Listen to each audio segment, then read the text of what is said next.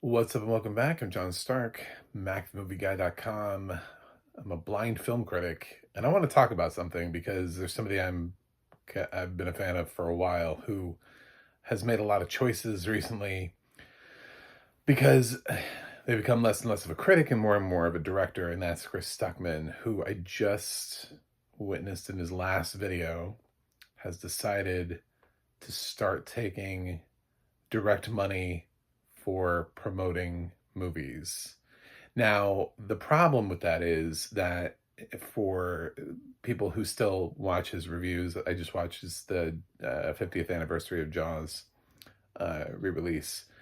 For people who still listen to his opinion, you know that he no longer reviews films that he doesn't like. So he doesn't have a review up for the 2025 I Know What You Did Last Summer, but he now has an ad that's attached to the Jaws 50th anniversary for I Know What You Did Last Summer because Sony paid him for it. Now, this is something I wouldn't do.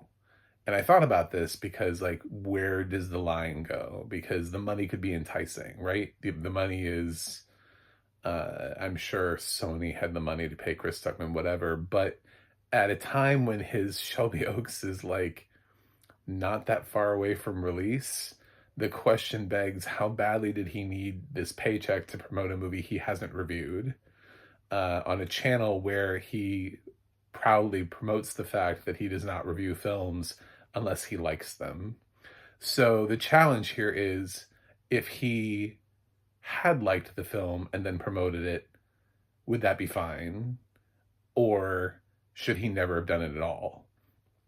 And I think there are sides to this coin. So I want to be as fair as possible because there are channels that are specifically devoted to content like Star Wars, for example, right? You're a Star Wars channel, all you do is talk about Star Wars.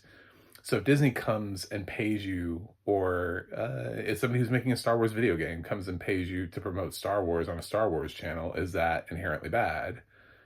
No, I don't think so, because you are a Star Wars channel and that's kind of your thing, and they're promoting directly to your audience, and you already likely have talked about whatever the content is, unless you're not really promoting the actual product of the film. What you're doing is maybe promoting a film, something that hasn't come out yet, in which case it would be like almost like a preview, like you're saying, oh, this coming in July 2026 will be the new Star Wars thing.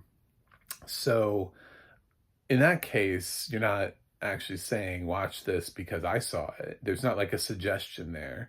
But if you watch Chris's, the way that he has his promo for the I Know What You Did Last Summer Blu-ray, he actually kind of has to promote it as if he's excited for it and as if he's endorsing the movie. I'm not comfortable with that because he doesn't actually have anything that would suggest that he actually did like the movie, except this paid ad from Sony. So I think it's a little bit different. I think when you take, and I know I'm not monetized, and maybe when I get monetized, somebody will be like, "Oh my God, we need you to talk about Factor 8 or whatever that thing is." And I keep seeing these like ridiculous things. Like, I'm like, yes, somebody's going to pay me to talk about a meal plan. No. I don't even know what kind of bullshit somebody would throw my way. But for certain, if somebody's going to throw me a film that I don't like and be like, hey, yo, so we like you to, I'd be like, I didn't like that movie. Or I'd be like, well, I'd like to see the movie before I promote it. You know what I'm saying? Like, I think it's really telling. And I checked his Rotten Tomatoes profile, which is, oh my God, did he stop using it? Anyway, he has like one review, and I think he's doing the mandatory minimum in order to keep his profile active, where he makes sure he reviews like one film every year because he has like a Supergirl review for this year. But yeah, like, anyway, so no, he doesn't have a Rotten Tomatoes review of the I Know What You Did Last Summer 2025 either. He has no review that I can find of I Know What You Did Last Summer 2025. yet he's willing to be paid to endorse it. That's a problem. And actually, I'm in a few guilds where we're prohibited from doing that. We're prohibited from accepting money from studios and gifts from studios to promote their movies. So I'm kind of questioning, is he just at a point where he just doesn't care anymore? Like, the paycheck from Sony was so good that if he was to lose guild membership in something, that it wouldn't even matter to him anymore because he's like a hop, skip, and a jump away from opening Shelby Oaks, I guess. But I just wanted to open this up for conversation because, and no, I'm not salty because Sony didn't offer me. I literally would have turned this down. First of all, I haven't seen I Know What You Did Last Summer, so actually I might like the movie. But uh, as of this recording, I have not seen the 2025 I Know What You Did Last Summer. So I would need to see it before I would accept any sort of arrangement from Sony. And my thing would be worded specifically to say, I have an existing review up for this that has been up for several months. And Sony noticed that I liked the movie and decided that I should be a great person to promote the movie that I already liked.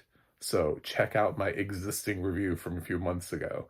You know what I'm saying? It's just, instead he has to kind of dance around it because he doesn't want to come straight out and give a review of it in his paid endorsements. But he also has to come out and sound like it's favorable, like, definitely get up in this, definitely make sure to get this. I Know What You Did Last Summer because the first two films were my favorite, and who isn't excited for the return of Jennifer Love Hewitt and Freddie Prinze Jr., right? I don't know if he's seen it. I'm going to guess he has, and because he's so excited for the return of Jennifer Love Hewitt and Freddie Prinze Jr., but then the question is, why didn't you review it? For somebody who notoriously has now thumbed their nose at people who put out negative content about films, which are just reviews, it's just criticism. I got into this too because I like film, not because I hate film. So I don't like doing bad reviews.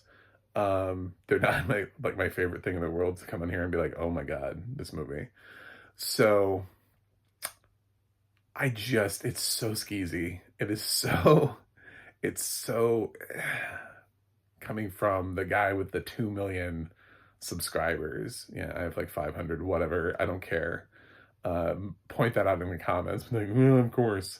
Blind film critics are like, if I ever get to 2 million subscribers, that would be ridiculous and amazing. But that would mean that there are still sighted critics above me. Somebody is always going to want in film to know, did shit blow up really nicely? Did it look cool? I don't know. It sounded cool. Audio description was great on it. I get that, but I'm still a perspective.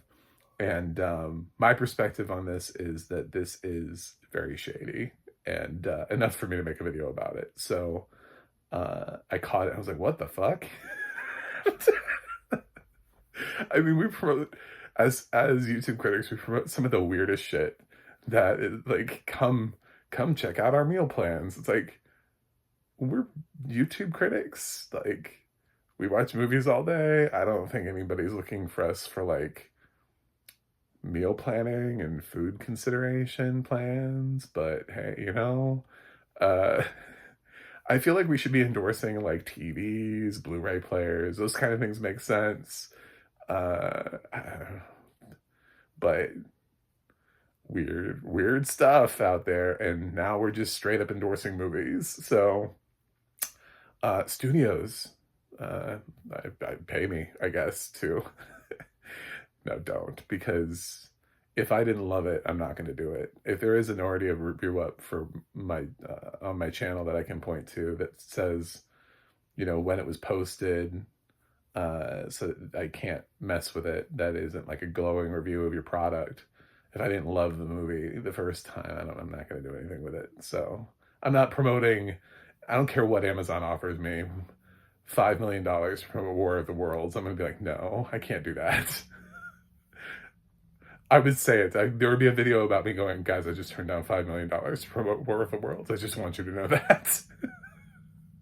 it's just, it's just like at the end of the day, I feel like it's the final nail in the coffin of your credibility as a critic when you start promoting things you don't even have reviews of. For especially when you're a critic who proudly says, I don't review things I don't like. So read between the lines. Anyway, thanks for watching. Thanks for subscribing. And I'll see you guys on the other side.